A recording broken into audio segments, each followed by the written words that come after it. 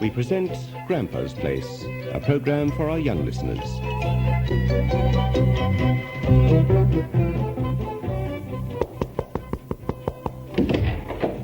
Hello, nice to see you. Come in. Did you come to see Grandpa? I don't think you'll be seeing him today. Listen.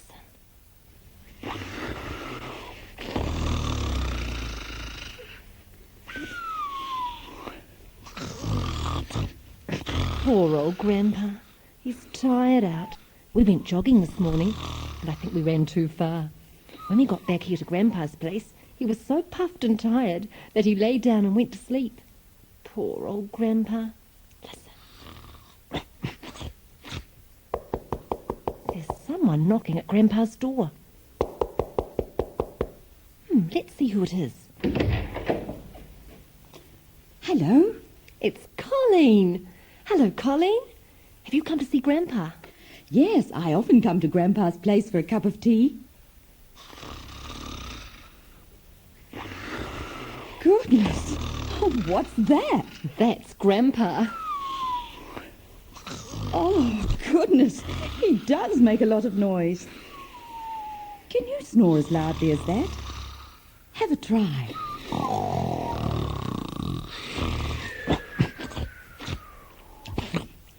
My, that was loud.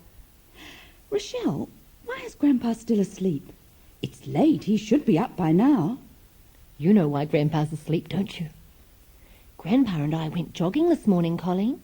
We ran a long, long way. I wonder if we ran past your house. Grandpa got very tired, and when we got back to Grandpa's place, he lay down and went to sleep. Poor Grandpa. Let's say, oh, for Grandpa. Oh. And another, oh, for Grandpa. Oh. I like jogging. Do you? Let everyone jog like me. Let everyone jog like me. Come on, join into the game. You'll find that it's always the same. You're good at jogging. Can you jump? Let everyone jump like me. Let everyone jump like me.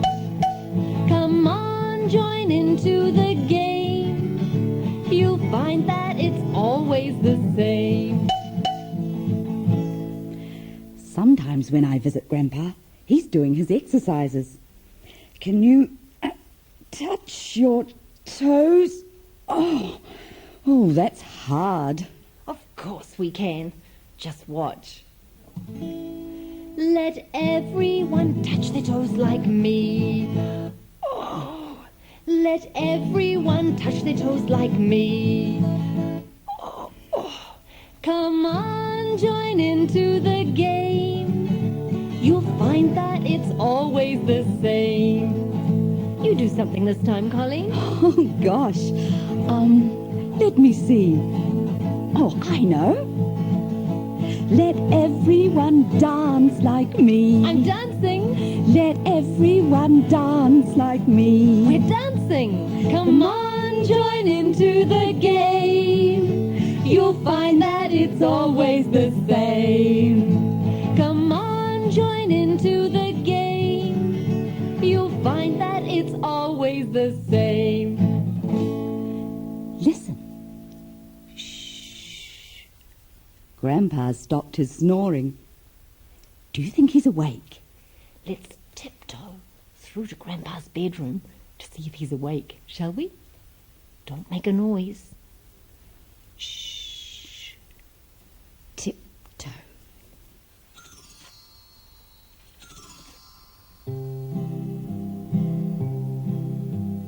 I can creep upon my toes, tra-la-la-la-la. Softly creep upon my toes, tra-la-la-la-la. I don't need to make a sound on the ground. I can creep up on my toes. Tra-la-la-la-la. Is he awake? He's still asleep. Shh. Lie down and sleep like Grandpa. Shh. Lie down.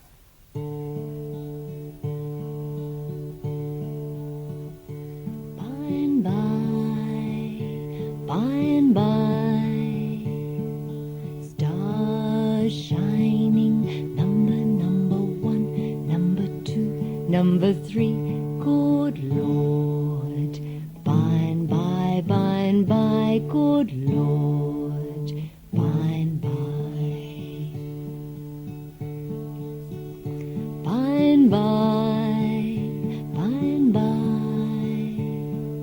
Grandpa sleeping, number 4, number 5, number 6, good Lord.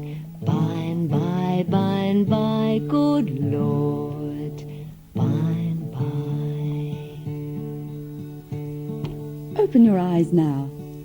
Time to wake. Have a big stretch. Oh. Stretch all over. Ah, that's good. Oh, Grandpa, he's still asleep.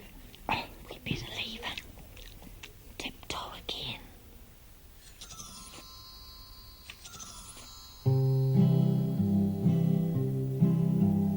I can creep up on my toes. Tra-la-la-la-la. Softly creep up on my toes. Tra-la-la-la-la. I don't need to make a sound. Softly on the ground. I can creep up on my toes. Tra-la-la-la-la. Time for a story. Sit down and get comfy.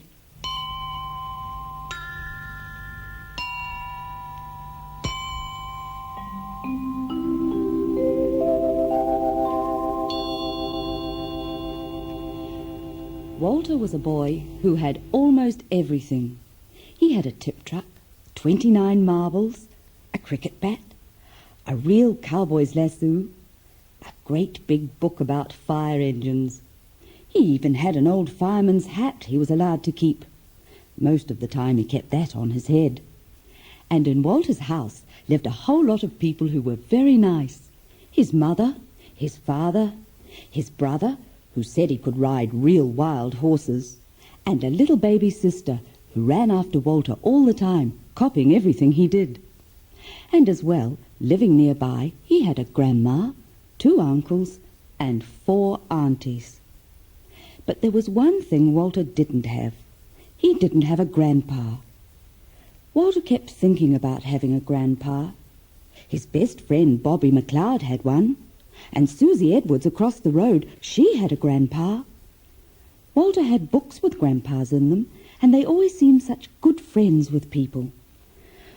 "Oh, if only I had a grandpa," sighed Walter. "It's not fair." Anyway, he thought he'd look out for one. So he went to sit on the front gate, just in case a spare grandpa came by. He waited and waited. Presently, along came the postman. Would he do for a grandpa? Walter looked at his face. No, he didn't look at all like a grandpa. The next person to come along the street was a man on a motorbike. Walter waited to see what he looked like with his crash helmet off. No, he was just a young man with black curly hair. A grandpa should really have white or grey hair, Walter thought to himself. Just then, Walter heard someone whistling.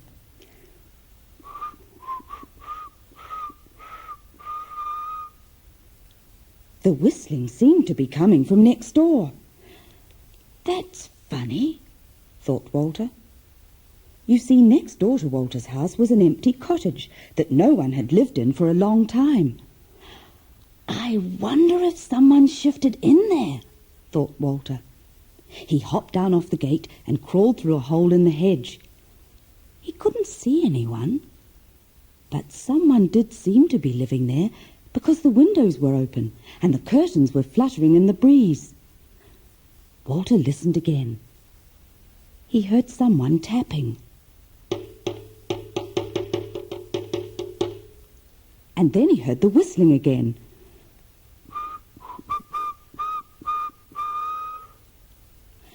Walter decided to knock on the door. "Is anyone home?" he called. The door opened, and there stood a little old man. He had glasses nearly dropping off the end of his nose. He had soft white hair and crinkly eyes. He had sticking out white eyebrows and a smiley mouth. He looked exactly like a grandpa. "Hello there, young lad," he said.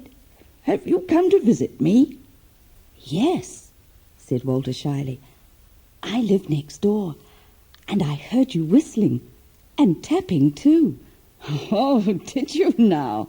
said the old man, chuckling.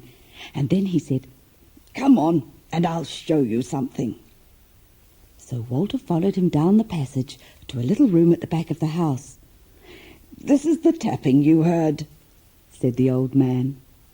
Inside the room there were rows and rows of wooden blocks, square ones, curved ones, all sorts of shapes and sizes. And on a bench there were screws and screwdrivers, hammers and nails, saws, and an electric drill.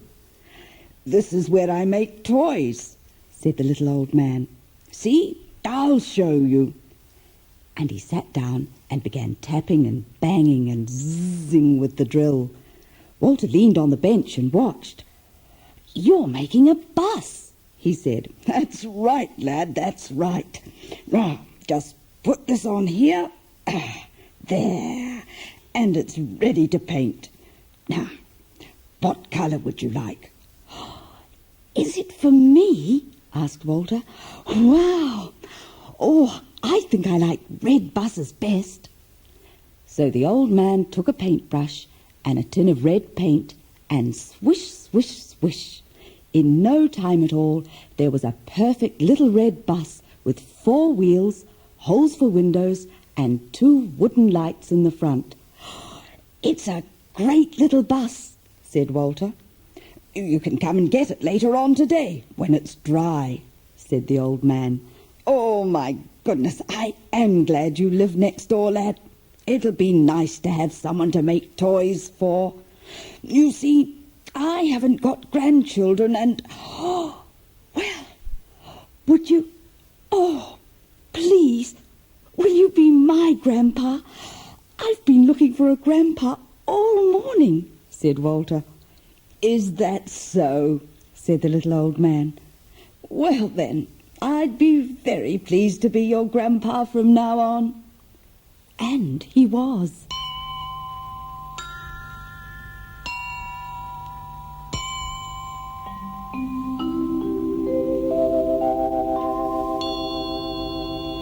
It's time to say goodbye now.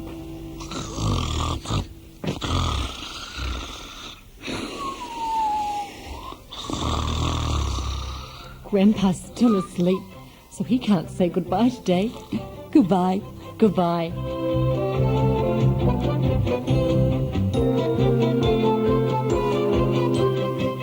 Grampas Place was presented by Rochelle Vinson and Colin McCall.